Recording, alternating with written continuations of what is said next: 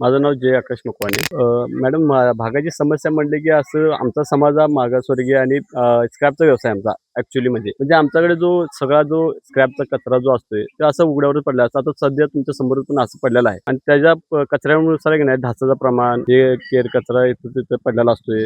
रस्त्यावर पण घाण पडलेली असतात आणि संडासचं पण प्रमाण थोडंफार अडचण आहे आम्हाला. तर म्हणजे जी संडास एक जुनी आहे ती बंद पडलेली आहे अजून ती पण दुरुस्त नाही आहे. म्हणजे ॲक्च्युअली ज्यावेळी आहे की नाही 2016 मध्ये जे इलेक्शन झालं त्याच्यामध्ये भाजपच्या 2 उमेदवार समजली झाली. त्यांच्या 2 नगरसेवक आणलेले आम्ही. त्यावेळी तेव्हापासून त्या पक्षाने तर इथं नगरसेवकांनी तर इथं काही लक्ष दिलं नाही. म्हणजे ॲक्च्युअली नगरसेवक तिथनं जाताना की नाही घाण पडली असं तोंडाला रुमाल लावून जात होते. पण त्यांनी अशी तक्रारवरती दिली नाही की तुम्ही घाण काढावी किंवा असं आरोग्य विभागाला कळवलं नाही किंवा असं फवारणी केलेली नाही ढासांसाठी किंवा असं पावडर पण टाकलेलं नाही आहे. कधी असं ह्या समाजाकडे लक्ष झालं नाही. जे काही लक्ष दिलं थोडंफार आपलं भैयाबा माने यांच्या नेतृत्वाखाली नगरपालिकेनं आम्ही कळवलं. त्यावेळी त्यांनी पण येऊन स्वच्छता राबवल्यात. योजना पण आम्हाला जी काय आहेत ती लाभून दिलेली आहेत.